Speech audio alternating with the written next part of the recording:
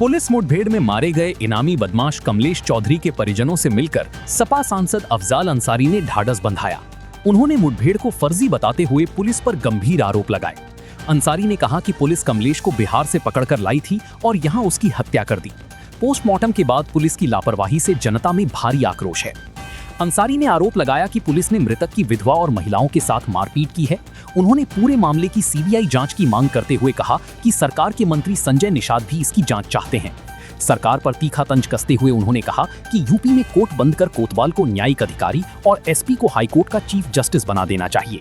अफसरों पर निशाना साधते हुए उन्होंने कहा कि कई रिटायर्ड अधिकारी आज भी सत्ता के गलियारों में बैठकर मनमानी और वसूली कर रहे हैं। सांसद ने जनता से पीड़ित परिवार की मदद करने की अपील की। तो बहुत से लोगों की जान बच जाती जिनका आगे नंबर लगा। अब सवाल यह है कि एफआईआर कैसे होगी। तो जो आपकी कंप्लेन है उस कंप्लेन को कानून सत्ता दीजिए, कोई जरूरी नहीं है तुरंत आज ही 10 दिन बाद आपने अगर तहरीर लिख दिया है और उस तहरीर को लिख करके देश के प्रधानमंत्री को, राष्ट्रपति को, मुख्यमंत्री को, राज्यपाल समाज के नाम पर माननीय संजय निषाद जी को और बड़े मतलब पिछड़े समाज के लीडरशिप के लोग हैं, इन सबको रजिस्ट्री से एक जनप्रतिनिधि होने के नाते मैं आपके दरवाजे पर आया हूँ। मुझे भी एक काफ़ी लिखन पढ़न में रजिस्ट्री से भी भेज दीजिए, हाथ से भी भेज दीजिए। यहाँ के जो क्षेत्रीय विधायक हैं उनमें से इन्हीं प्रशासनिक अधिकारियों की गाड़ियों का अपने आप में यह दर्शाता है कि एक पक्षीय कार्रवाई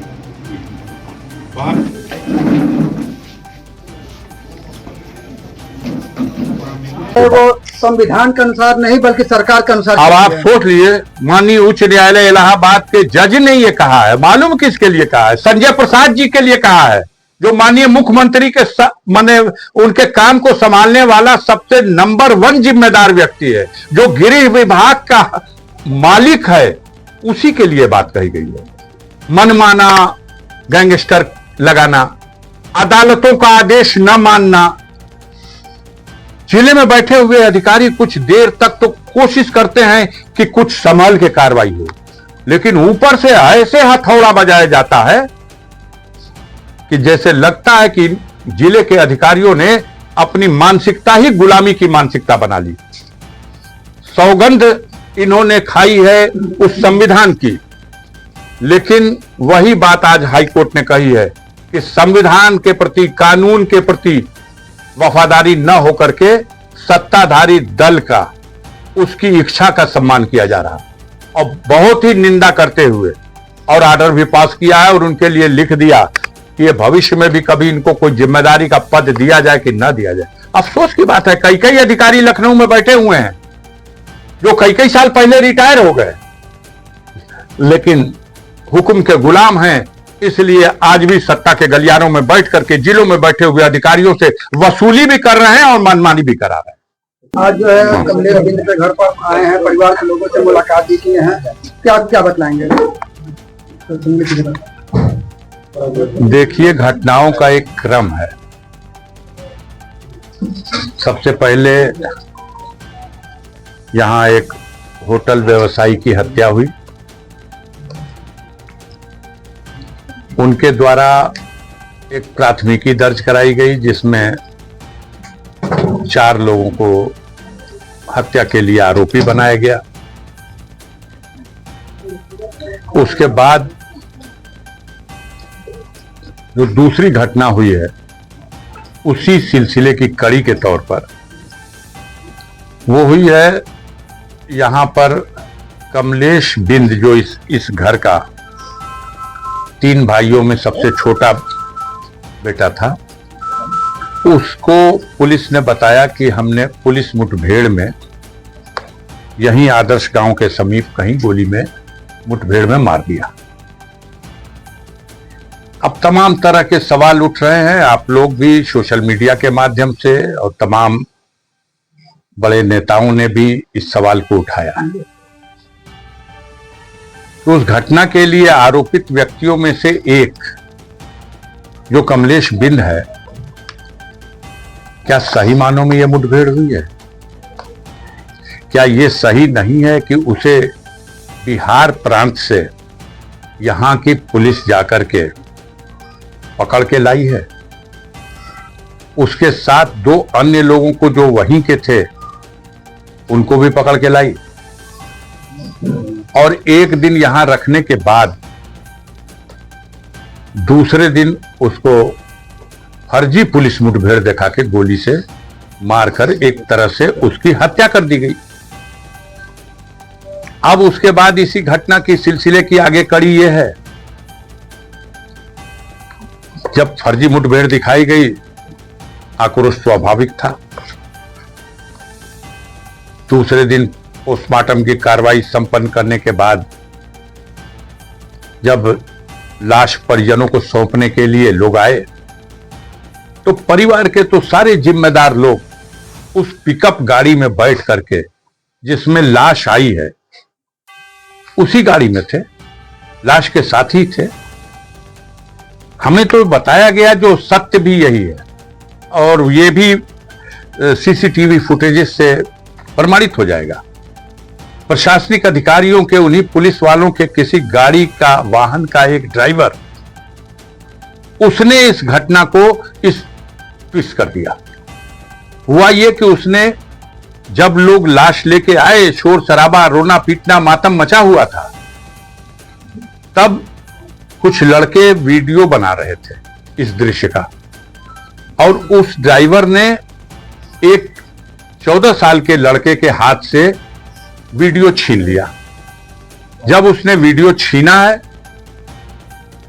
तब उसके बाद उसी लड़के के साथ जो 2-4 और लड़के थे, कौन 12 साल, कौन 14 साल, कौन 13 साल, इन लड़कों ने ढेला चला दिया। परिवार के जिन लोगों को इस घटना के लिए नामित कर दिया गया, अब धमकी दी जा रही, रासुका लगा देंगे। अब 100 और लोगों को, जिसे लगता है कि अब इस बिंद समाज के लोगों को इस व्यवस्था में, अब समाज में जीने का अधिकार नहीं देने देंगे। घर में घुस करके शमशान घाट से जो उसकी चिता को अग्नि दे रहा है उसको आप उठा लेंगे, उसके घर में घुस करके महिलाओं को मारेंगे, उसकी विधवा को मारा है, उसकी मां को मारा है, उसकी दादी को मारा है, सारा सामान तोड़ के कूच के फेंक दिया गया है। अन्याय अत्याचार की प्रकाष्ठा हो गई। उत्तर प्रदेश सरकार के काबीना मंत्री संजय निषाद ने भी इस पर सवाल उठाया है कि अगर उसकी विधवा यह कहती है कि उसको पकड़ के लाया गया, मेरे सामने मारा पीटा गया और बाद में ले आके इनकाउंटर किया गया, तो इसकी जांच होनी चाहिए। जांच कैसे होगी? क्या एसडीएम साहब, एडीएम साहब और मजिस्ट्रेट साहब से जांच होगी? तो ये तो एक प्रक्रिया है कि किसी की भी मुठभेड़ में मौत होगी, पुलिस कस्टडी में मौत होगी, जेल के अंदर मौत होगी, तो उसकी एक मजिस्ट्रेटियल जांच बैठा दी जाती है, खाना पूर्ति करने के लिए, कमियों को लुकना फिलअप करने के लिए जांच होनी। उसके भाई ने जो तहरीर दिया है, उस तहरीर का मुकदमा भी पंजीकृत करा लिया जाए और उस मामले की जांच सीबीआई को सौंप दी जाए। तीनों घटनाओं की जांच दे दीजिए सीबीआई को। जिस घटना में पुलिस के ऊपर ही आरोप है, पुलिस जांच करेगी, न्याय मिलेगा। आप उस हत्याकांड की भी, जो हत्या हुई है राय साहब की, उसकी भी जांच, और जो ये कमलेश बिन की मुठभेड़ की कहानी है इसकी भी, और जो उसके गांव में पुलिस पर पथराव हुआ है या उसके घर में घुस के पुलिस ने जो मारपीट और तांडव किया है, इसकी भी जांच सौंप दीजिए केंद्रीय जांच ब्यूरो को। हो जाने दीजिए निष्पक्ष जांच। अब क्यों नहीं एक नया कानून बना देते? अगर इस सरकार की यह मानसिकता है कि कोतवाल साहब और एसपी साहब ही तय कर देंगे कि किसको क्या सजा दी जाए, आप एक कानून बनवाइए, संसद में बनाइए, विधानसभा में बना दीजिए कि उत्तर प्रदेश में न्यायपालिका की जिम्मेदारियों से मुक्त कर दिया जाए। और कोतवाल को ही न्यायिक अधिकारी बना दिया जाए, एसपी साहब को ही हाईकोर्ट का चीफ जस्टिस का अधिकार दे दिया जाए। यही लोग तय कर दें कि किसके पैर में गोली मारनी है, किसको छाती में गोली मारनी है। यहां जो ढेलवास की घटना हुई, इसका इनपुट क्यों नहीं मिला था पुलिस को? क्या कर रही थी यहां की सीआईडी और एलआईओ? जो होटल पे मर्डर हुआ उसका इनपुट क्यों नहीं मिल रहा था पुलिस को? यहां किसी भी समय इस तरह की घटना हो सकती है। कप्तान साहब कहते हैं कि कुछ घटनाओं का इनपुट मिल जाता है, क्यों नहीं इनपुट मिला? क्यों नहीं इस पर विचार किया जाता कि इतना बड़ा होटल प्रतिष्ठान जहां दारू और बार और पीने की भी व्यवस्था, वहां सीसीटीवी कैमरा क्यों नहीं है? पूरे गांव में गरीबों का आरोप है कि 12 बजे रात तक और उसके बाद तक होटल के ऊपर तमाम तरह के आरोप लग रहे हैं। स्कूलों में, व्यापारिक प्रतिष्ठानों पर, बाजारों में, चौराहों पर, हर जगह सीसीटीवी लगे हुए हैं। आखिर ये चमत्कार ही है कि जहां बार भी है वहां सीसीटीवी फुटेज नहीं है। क्यों नहीं है? उससे पता चलता कि ये कमलेश बिन उस घटना में शामिल था कि नहीं, और भी था कि नहीं। अब एक नया नाम आ गया, कटरा गैंग। यहां तो गाजीपुर में, पूर्वांचल में, पूरे उत्तर प्रदेश में एक ही ना गैंग रहा है, मुख्तार का गैंग। ओके आगे गैंग ना, ओके पीछे गैंग। 191 गैंग दुनिया से गए हुए 2 साल हो गया, लेकिन उसी गैंग की चर्चा पे जी रही है पुलिस, अपना इकबाल बुलंद कर रही है। ये गैंग कहां से आ गया? कटरा गैंग। कैसे नाम आ रहा कटरा गैंग का? अगर है कटरा गैंग तो इसका इनपुट क्यों नहीं मिला? अगर इसका इनपुट था तो इस पे एक्शन क्यों नहीं हुआ? कोई जवाब है इनके पास? कहां है इनकी एलआईओ? कहां है इनकी सीआईडी? कैसे व्यवस्था चल रही? चाक चौबंद व्यवस्था का दावा करने वाले 2 दिन 4 दिन 2 दिन पहले, 1 दिन पहले बगल के जनपद मऊ में मुख्यमंत्री आते हैं, क्या क्या बोल के चले जाते हैं। हद हो गई है। इलाहाबाद में 3-3 4-4 लोगों की हत्या, लखनऊ में हत्या, हर जगह अपराध की बाढ़ आ गई है। अब पुलिस बस एक वो बना लिया है कि हम मुठभेड़ में मार देंगे। तो ये जज लोग काहे लिए बैठे हुए हैं भाई? इन लोगों को दे दीजिए पेंशन, कानून बना दीजिए।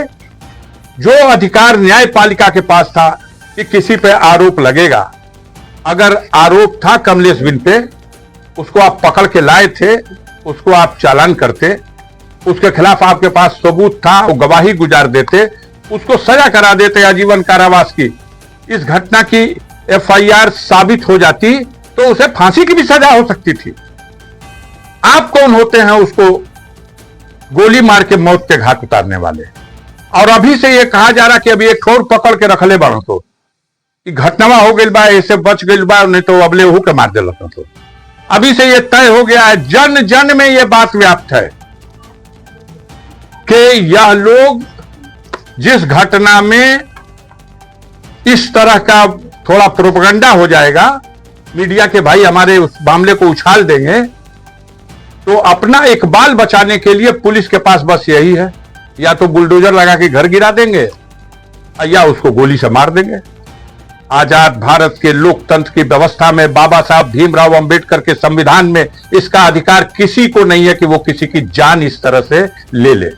मैं इस घटना की घोर निंदा करता हूं और इस घटना की जांच कराने के लिए मैं परिजनों के साथ खड़ा हूं और पूरा सहयोग करूंगा। गाजीपुर की जनता का आह्वान करता हूं कि इस परिवार के साथ जो अन्याय हुआ है, इसका आंसू पोंछने के लिए सबको इनकी मदद करनी चाहिए, इनका हौसला बढ़ाना चाहिए, इनको तन मन धन से और नैतिक समर्थन देना चाहिए। किसी के घर के किसी भी व्यक्ति को कोई भी आरोप लगा देगा, आप उसको गोली से उड़ा देंगे। अंग्रेजों के राज में भी ऐसा नहीं होता था। इसे बंद करना होगा। जो धर्म के नाम पर, जो जाति के नाम पर जाति जाति के ठेकेदार लोग बढ़ के बैठे हुए हैं, उन लोगों को आंख खोलनी चाहिए, देखना चाहिए। समय आएगा तो जातियों के नेता आएंगे, कहेंगे फला जाति के मैं नेता हूं, हमारी जात का वोट फला पार्टी को दे दो। और जब इस तरह का अन्याय होगा तो कहां हैं ये लोग? आए खड़े हो, लिखाएं एफआईआर। परिजन उनके एफआईआर लिखा करके तहरीर दे रहे हैं, उनका मुकदमा लिखा नहीं जा रहा। लिखाएं, जांच कराएं, तब मैं मानूंगा कि आप अपने समाज के साथ खड़े हो, और नहीं अपने पद और अपनी सुविधा के लिए अगर सत्ता की कतार में खड़े हो तो समाज आपके चेहरे से सच्चाई का निकाब उतार देगा। इस बार ये बड़ी घृणित घटना हुई है, बहुत अफसोसनाक घटना हुई है। मैं इसकी भर्त्सना करता हूं, निंदा करता हूं, व्यक्त करता हूं और इस पूरे परिजनों के साथ इनके दुख में शामिल हूं।